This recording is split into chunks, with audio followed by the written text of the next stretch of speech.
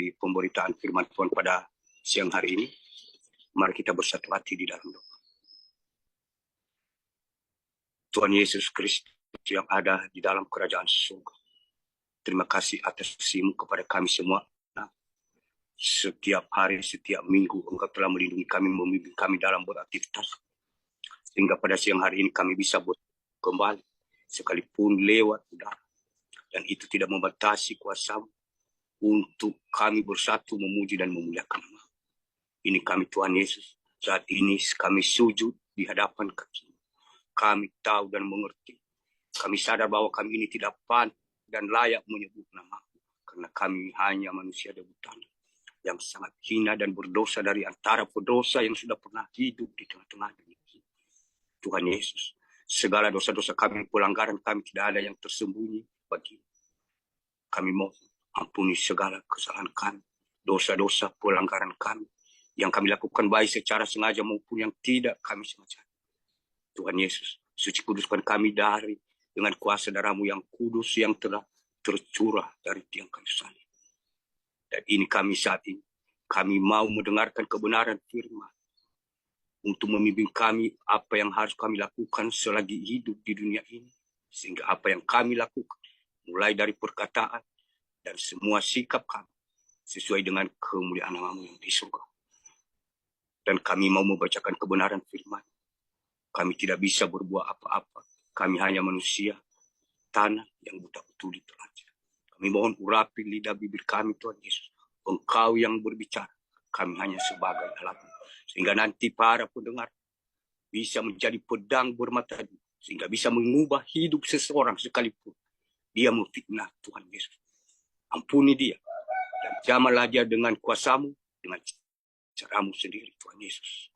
Terlebih-lebih segala kuasa kegelapan, roh penghulu di udara, kesibukan pikiran kami masing-masing yang menjauhkan kami untuk fokus mendengarkan kebenaran firman-Mu yang Engkau kehendaki kepada kami masing-masing anak-anak-Mu.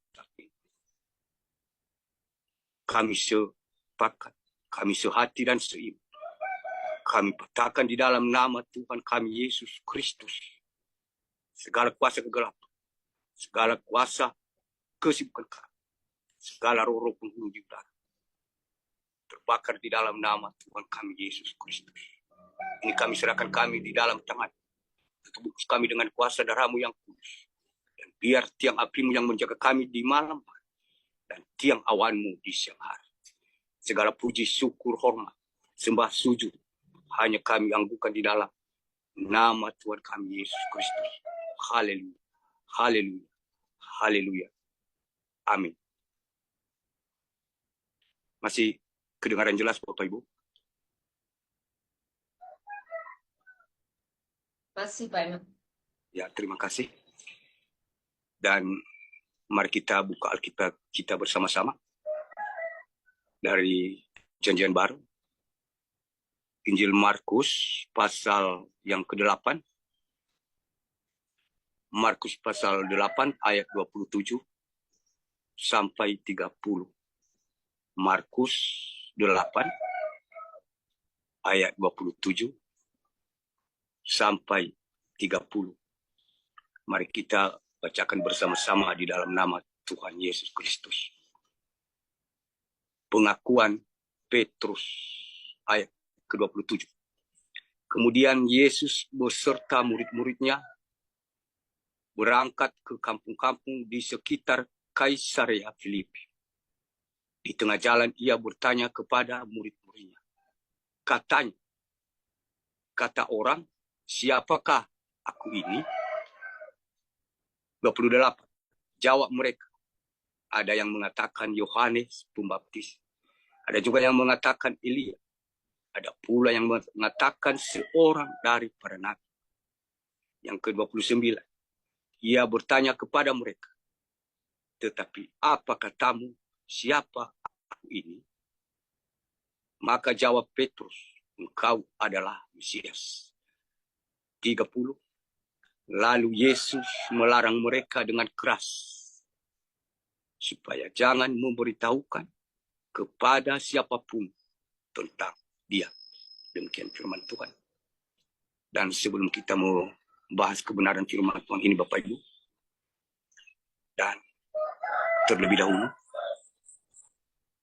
Salam Elohim bagi kita semua anak-anak Tuhan.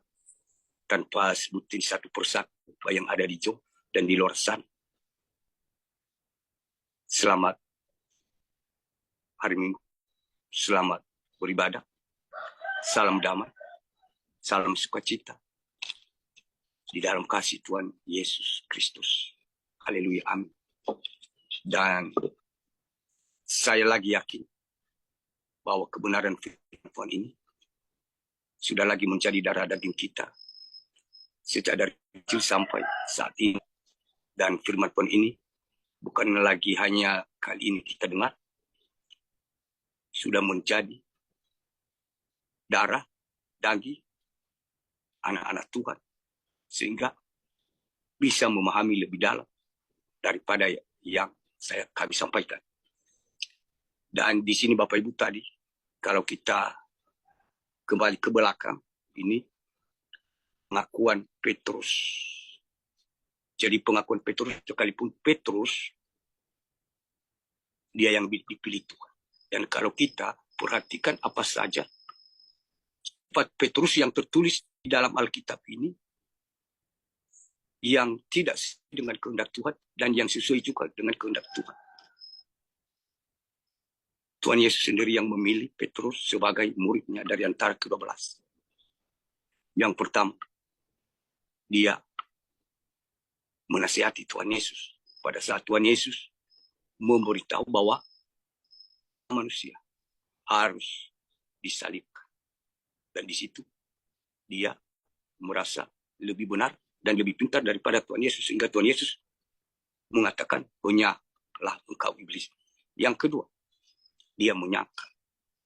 Jadi itu sisi buruk secara manusia jasmania, karena dia masih belum mengerti secara rohani bagaimana mengikut Tuhan Yesus itu. Setelah dia menyangkal Tuhan Yesus, ada sisi baiknya juga Bapak Ibu. Jadi dia membayar dengan harga yang tidak bisa dibandingkan dengan yang ada di dunia ini.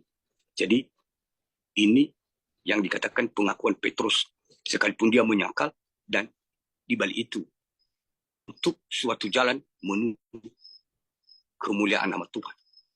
Pada ayat 27, kemudian Yesus beserta murid-muridnya berangkat ke kampung-kampung di sekitar Kaisarea Filipi. Di tengah jalan ia bertanya kepada murid-muridnya. Katanya, kata orang, siapakah aku ini? Kalau kita perhatikan Bapak Ibu, ini kalau saya umpamakan secara jasmani biar cepat kita tangkap. Kita ini ibarat anak sekolah. Jadi setiap tahun kita diajar. Dan begitu akhir tahun nanti kita akan diuji. Apakah dia tahu semua mata pelajaran yang sudah diterima selama 1 tahun ini? Bisa dikatakan soal ujian kalau kita sebagai anak sekolah. Nah, dalam kebenaran firman Tuhan ini kita bahas secara rohani. Ini sebagai bahan ujian iman kepada murid-muridnya yang diberikan oleh Tuhan Yesus. Kayak macam teka-teki. Jadi dia bertanya, kata orang, siapakah aku ini? Jadi dia bertanya kepada murid-muridnya, kata orang itu, siapakah aku ini? Dan di situ jawab mereka, ada yang mengatakan Yohanes Pembaptis, ada juga yang mengatakan Elia, ada pula yang mengatakan seorang daripada nabi. Jadi sekian banyak orang yang percaya kepada Allah, yang mengakui firman Tuhan, dan yang menunggu-nunggu bahwa Mesias itu, Juru Selamat itu akan datang. Dan pada saat Tuhan Yesus turun ke dunia, menjadi manusia, mereka ketemu muka, dan mereka tidak mengenal dia. Di sini mereka katakan Tuhan Yesus itu hanya sebatas manusia biasa. Manusia secara umumnya yang dipilih oleh Tuhan, dianggap sebagai hamba, sebagai nabi, hanya sebagai rasul. Bersyukur kita di sini Bapak Ibu. untuk tidak dianggap dia sebagai setan. Tapi di kebenaran firman Tuhan, di Injil-Injil yang lainnya, berbicara itu, dianggap dia sebagai setan. Tapi bersyukur, di sini tidak dianggap dia sebagai setan. Tapi namun, dianggap dia hanya sebatas manusia biasa. Jadi, sama kalau kita bawakan zaman dulu, zaman sekarang, mirip-mirip Bapak Ibu. Zaman dulu juga seperti itu Bapak Ibu. Mereka sedang berhadapan. Dan mereka menunggu-nunggu juru selamat. Padahal sudah datang dan mereka anggap secara hanya manusia biasa. Secara kedudukan, jabatan di dunia ini. Kedudukan mereka lebih tinggi. Gelar mereka lebih bergelar daripada Tuhan Yesus Kristus. Nah, apa yang kita petik di sini Bapak Ibu? Kalau kita perhatikan, kita ini juga tergolong di mana? Pertanyaan saya sendiri dalam hati saya, dan pertanyaan kita semua Bapak Ibu, baik para pendengar di Rosan, saya ini tergolong di mana?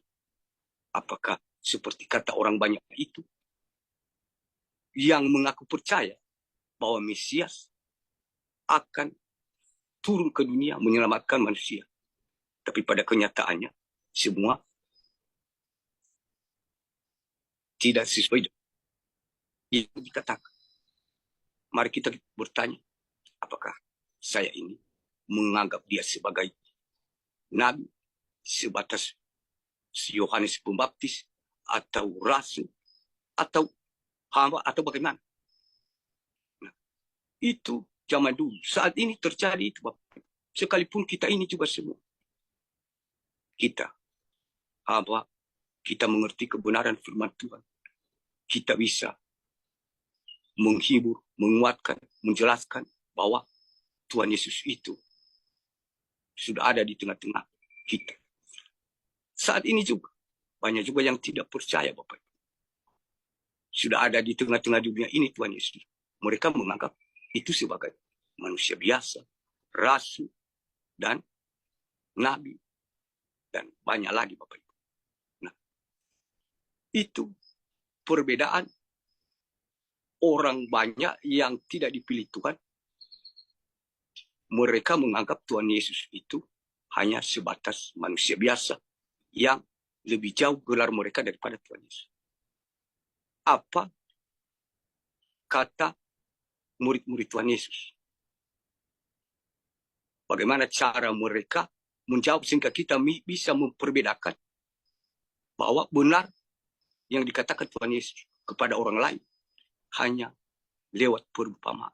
Kepada murid-muridnya segala sesuatu yang tersembunyi akan dibukakan. Saat ini kita tahu di ayat berikutnya ini, kita ini tergolong di mana? Apakah hanya sebagai kita mendengar sebatas perumpamaan, atau benar-benar kita tahu siapa Tuhan Yesus itu sebenarnya? Diteruskan di sini ayat 29, ia bertanya kepada mereka, tetapi apa katamu? Siapa aku ini? Maka jawab Petrus, engkau adalah Mesias. Nah, jadi di sini yang perlu kita katakan, pertanyakan Bapak Ibu, saya, Bapak Ibu, saudara-saudariku, apakah saya ini mengenal dia seperti Petrus? Kalau kita perhatikan di sini hanya Petrus yang menjawab. Yang 11 orang di mana? Itu yang kita pertanyakan Bapak Ibu. Kita anak-anak Tuhan mengaku bahwa kita percaya kepada Tuhan Yesus. Bahkan saya, ada yang berkata saya hamba Tuhan yang diurapi Tuhan. Seperti murid Tuhan Yesus yang ke-12 ini.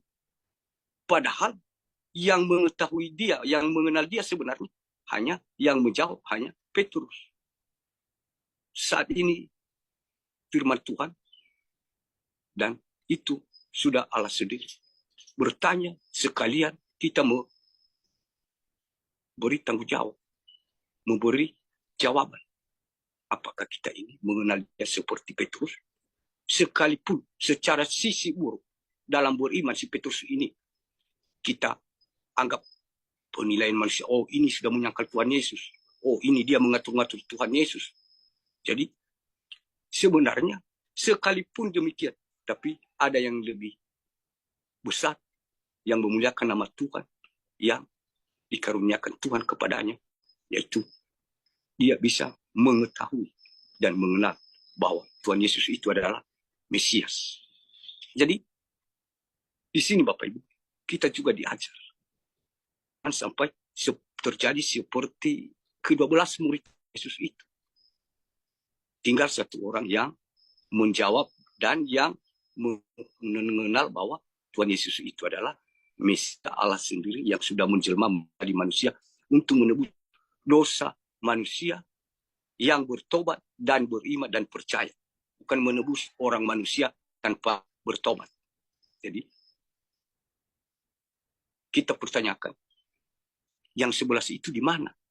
Padahal kalau kita perhatikan dari ayat sebelumnya tadi, kepada murid-muridnya, artinya lebih dari satu orang. Berarti semua murid-muridnya 12 orang ada di situ pada saat dia memberi pertanyaan itu. Tapi kenapa hanya satu orang yang menjawab, hanya Petrus?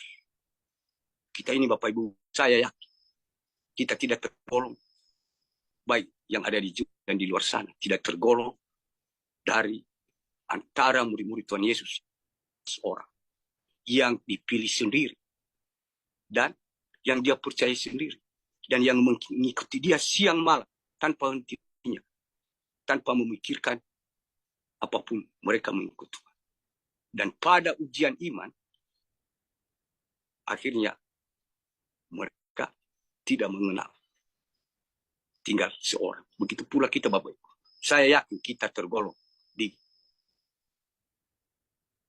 golongan Petrus, murid Tuhan Yesus yang terpilih. Sekalipun kita lebih dari Petrus yang kita lakukan, menyangkal dalam tingkah laku kita, dalam perkataan kita, dalam kesombongan kita, keangkuhan kita.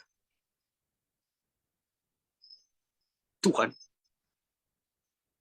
melihat hati kita ketika kita sadar dan mengaku kesalahan itu.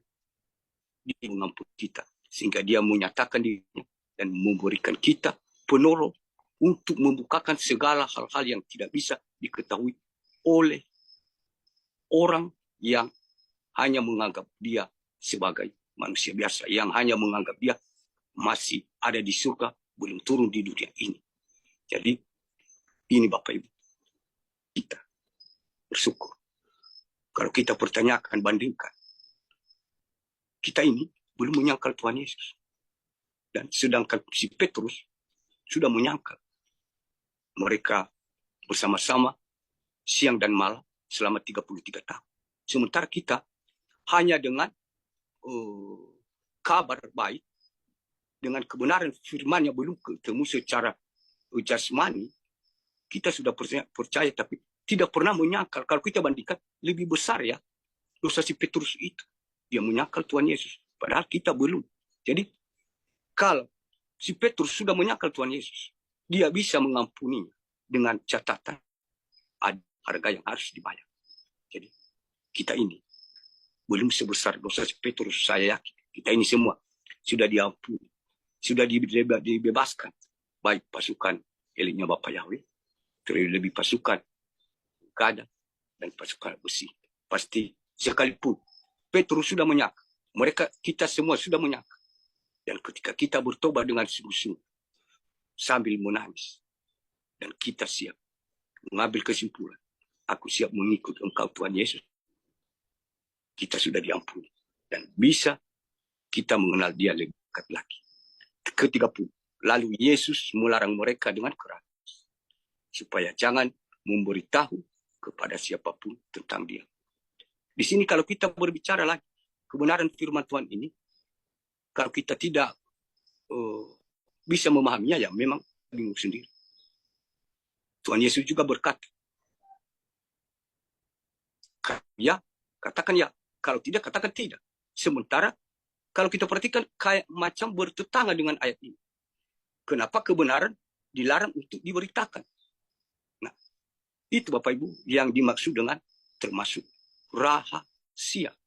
Rahasia atau kalau di zaman dia termetreka, karena dia masih bahan ujian kepada orang lain. kecuali kepada murid-muridnya sudah diuji, tapi sudah bisa dinilai siapa yang lolos. Jadi untuk semua orang ini masih soal ujian, soal pertajaman iman, soal ketajaman roh. Jadi makanya dia katakan bahwa dia melarang bahwa jangan memberitahukan kepada siapapun tentang dia. Itu yang dikatakan dirahasiakan. Bukan dalam arti Tuhan itu membuat kita bingung. Kalau kita berbicara secara jasmani dengan jasmani, pasti kita akan berantem. Karena saling mendebatkan ayat-ayat firman Tuhan ini dengan satu sisi yang merasa benar.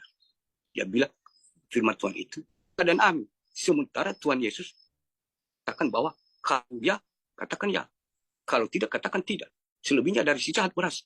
Tapi di ayat ini, kenapa dia melarang untuk mengatakan yang sebenarnya?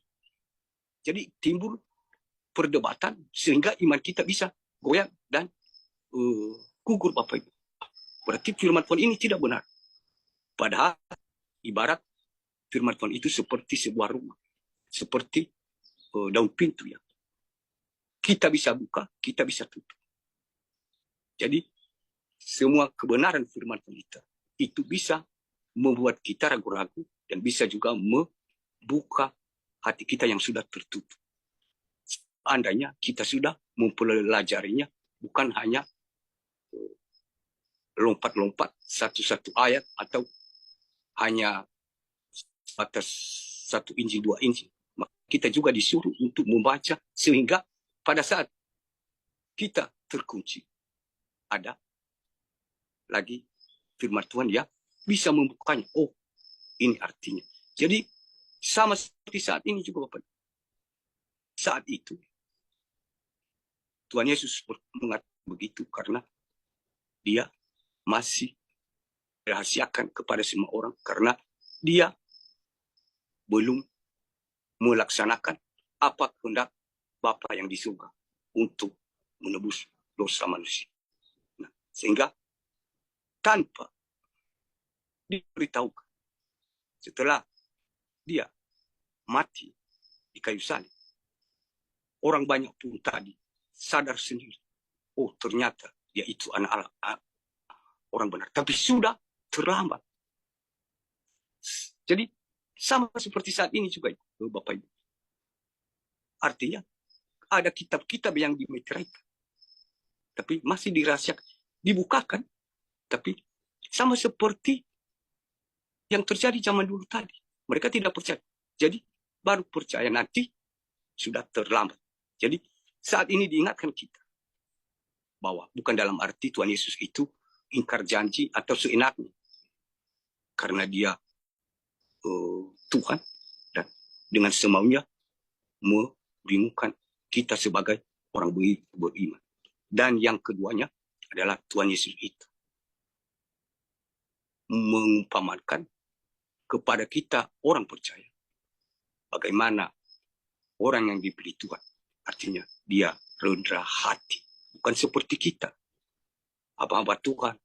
Atau berdoa syafaat. Mungkin termasuk saya. Saya merasa bersalah. Saya sudah berdoa. Ya, dengan sudah sebut saya bagikan di internet. Puji Tuhan. Saya berdoa dan sudah sembuh. Aku bisa menyembuhkan ini. Apalagi kalau memang hati kita sendiri memuji kita. Ini memang kuasa Tuhan. Dia pakai saya luar biasa. Padahal Tuhan Yesus sendiri, dia tidak pernah mengatakan bahwa saya ini sudah pernah membuat mujizat. Tidak pernah. Bahkan setiap dia melakukan mujizat, orang mati pun dia bangkitkan. Apa yang dia katakan? Jangan beritahu. Jadi, itu sifat orang percaya yang mengikuti apa kehendak Tuhan. Sehingga Tuhan bisa berkenan kepadanya. Dia mengajari kita bahwa harus kita melakukan seperti kerendahan yang dia ajari kita. Seperti itu, ajari itu. Jangan kita sampai belok ke kiri dan belok ke kanan. Memuji diri sendiri bahwa saya sudah berdoa dan puji Tuhan sudah sembuh dan disebarkan di seluruh internet. Padahal Tuhan sendiri, kalau kita perhatikan, tidak pernah dia memuji kalau dia melakukan mujizat.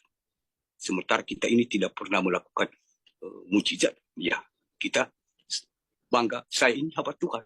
Lebih tahu dari orang lain. Apalagi itu lebih dilarang Bapak Ibu. Jadi, sedangkan kenyataan itu ada yang dilarang. Kenapa dilarang? Bukan artinya dikunci, tapi itu suatu cara orang beriman untuk memperlihatkan ke semua orang bahwa dia itu adalah hamba Tuhan yang diurapi, redha hati, tidak sombong. Jadi dari kebenaran firman Tuhan ini Bapak Ibu, saya yakin, saya percaya kita semua sebenarnya sudah tahu lebih dalam lagi daripada yang saya jelaskan ini. Dan saya hanya mengingatkan, mari Bapak Ibu, kita proses hati kita masing-masing. Biar kita mengenal benar-benar Tuhan Yesus, sekalipun kita sudah menyangkal, sekalipun kita sudah melakukan dosa. Dan Tuhan Yesus tidak seperti kita manusia ini. Jadi, dia maha pengampun, maha pengasih, maha penyayang. Segala yang masuk di pikiran kita, belakangan-belakangan ini, kita sudah mulai merasa saya sudah ada di posisi garda terdepan, dipakai Tuhan. Dan tanpa sadar ada benih-benih keangkuhan, kesombongan. Ya, sebelum bertunas, mari kita cabut. Itu Bapak Ibu. Karena si jahat sangat pintar untuk menjatuhkan kita dengan memakai kata-kata yang bisa memuji diri sendiri dan memuliakan Tuhan menurut kita. Jadi hanya sampai di sini Bapak Ibu. Dan kami hanya manusia biasa yang buta tuli telanjang. Dan biarlah Roh Kudus, Roh kebenaran itu sendiri yang akan menjelaskan lebih dalam lagi di dalam hati Bapak Ibu, saudara-saudariku yang dikasihi yang ada di Zoom dan juga di live streaming YouTube kami. Demikian firman Tuhan. Dan